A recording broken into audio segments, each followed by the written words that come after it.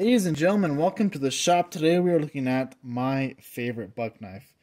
Now, of course, everybody knows the classic Buck 110, the knife that started the lock-back folding knife movement, and really an awesome knife. The problem with it is it's big, it's heavy, it's bulky.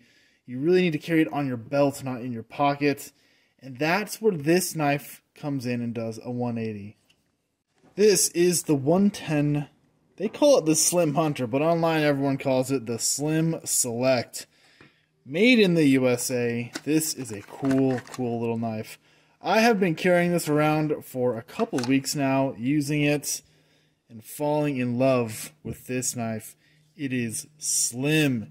It has a pocket clip. It has a thumb stud. It is a full-size knife. I mean, this is a big blade. We are talking a 3.5-inch blade. The entire knife is 8.5 inches, and this is a big knife, full-size knife, and yet it doesn't weigh anything. Here to the scale, let's see what this guy is. 3 ounces? 3 ounces for a full-size knife. I don't know what the original is, but I can tell you it's over double what this is. It's gotta be. This is such a cool little knife, and it just disappears in your pocket. Take a look at this clip. It is a nice deep carry clip. It doesn't have too much rigidity. It slips in nicely. Now some people might complain that one, it's wide. I kind of dig the Buck logo on there. I like to represent the brand when I can. Some people might not like that the screws are a little proud. They're not flush fitting. So if you have a very thick pant pocket material, you might get caught up on those. So far with normal jeans and Carhartt jeans, where work pants like that, no issues whatsoever. But I could see if you've got some really thick pants, how that might be an issue for you. But for me, not a problem whatsoever. The edge on this blade is awesome. Now this is a 420 stainless steel.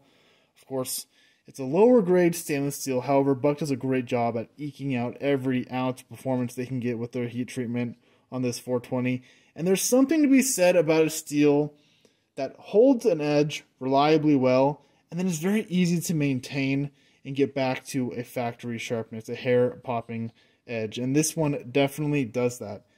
With a quick strop on your ceramic rod, and you are back in business. Very easy to maintain this 420 here. Taking a closer look at the blade itself, it is a nicely executed clip point. A little bit of a false wedge on the back. The edge on it from the factory was very sharp. Now I have used this mainly opening a couple packages, cutting off some tags, some light duty work. You can tell there's no big scratches or anything like that on it. The edge on it is very sharp still. I think towards the very tip, not quite as sharp as it once was, but nicely done. It is from the factory. It is a shaving edge on here. Now look, if the 420 is an absolute deal breaker for you, they do make the Slim Select Pro. It's another model. I do believe it has G10 as opposed to this nylon. And it has, don't quote me on this, I think it's 154, but it has a much better steel than this 420. But the grip on this is nicely executed. It has a good bit of texture to it. It's not too slippery, not too aggressive. Fits in the pocket nicely, slides in and out. Deployment speed, now you can do it with just your thumb. With a little bit of practice, you can flick it right open. But easier to do that is just to get your whole wrist into it, and it reliably does a spine test right there. Of course, doing this on camera is a little bit more difficult, but pops open, no problem. To retract the blade, it has a nice lightweight depression right here. Nothing crazy. I've had some knives, cold steel, I'm looking at you, where this button is an absolute bear to depress, and you've got to really just jam your finger all the way to the floor. Not the case with this. Very light, very easy to retract. As soon as you start to engage the lock right here, you can just push a little bit of pressure on the spine, and it closes nice and tidy. This knife gets so many things right. It has an awesome full-size blade, full-size handle. It's a big knife. It's lightweight. It carries comfortably. It is cheap, and it is American made. Now, when I say cheap, I mean inexpensive. Now, I bought this at a store, and it was, I think, Bi-Mart, and I want to say I paid $25 for this knife. Now, looking online, they kind of range anywhere from I've seen as low as 20 to as high as 35. I've noticed that Buck is raising their prices. So get one of these while they can, because a lot of people complain that there are no good, inexpensive American-made folders. Here it is. Voila! It is an awesome knife, and it does not cost a lot of money. With that said, if you look at the comparatives from overseas, of course, it's going to fall a little bit short. It just will. You can't compete with things like Kaiser and U.S.A. and Civivi and all those brands that are going to be able to produce a better blade, a better knife at this price point. But at $25, $26, $30, to make an American knife is an awesome feat, and I applaud Buck for doing it.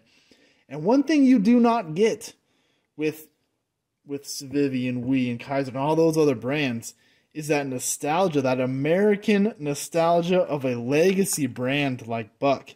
You hand this knife to a friend and they're going to be like, oh, Buck, nice. My grandpa had one of these. My dad had one of these. Lots of fond memories of the name. The nostalgia factor for Buck is huge. And that's one of the coolest parts about having a knife. You have some pride, some American pride, without a doubt. And then on top of that American pride, you actually have a very cool knife.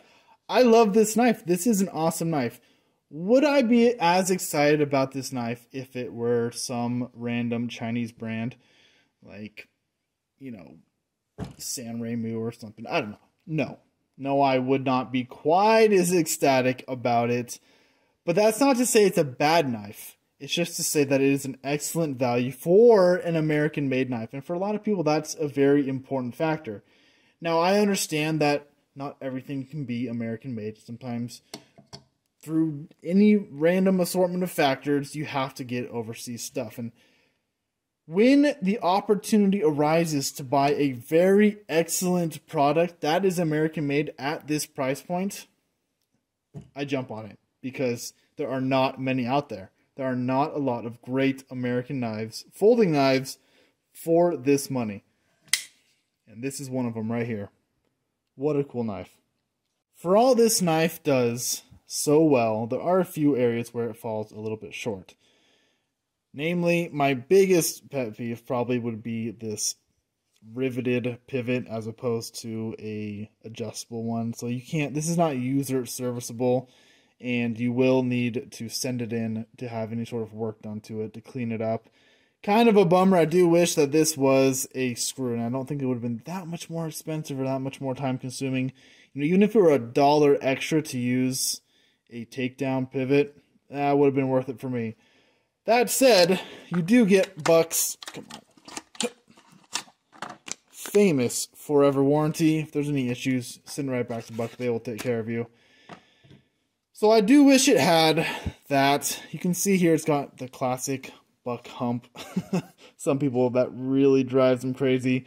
For me, it's not an issue. It's not uncomfortable. In fact, it provides some level of traction here, which is needed desperately because I do prefer a pinch grip when I'm doing a lot of tasks with a pocket knife. And this is pretty slick back here. I'll probably end up adding some jimping back here. So I do wish I had a little bit of jimping. I wish I could take it down myself. That's about it. It's a really awesome knife. It really is. It carries deep. It carries slim. It's lightweight. It's full size. It's capable. Easy to maintain an edge. And $25? Yes, please. More of this.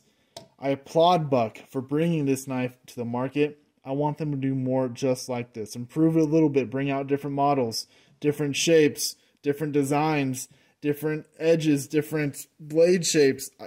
Bring it on. This is where you should be at, Buck. This is cool. This is an awesome knife, and I think there is more money to be made in bringing knives like this one to the market. As I said earlier, Buck has been raising the prices on a lot of their knives. The 110 just recently went from, I believe it was about $35 to $40, and now we're up to $60. And I see the prices on these rising as well.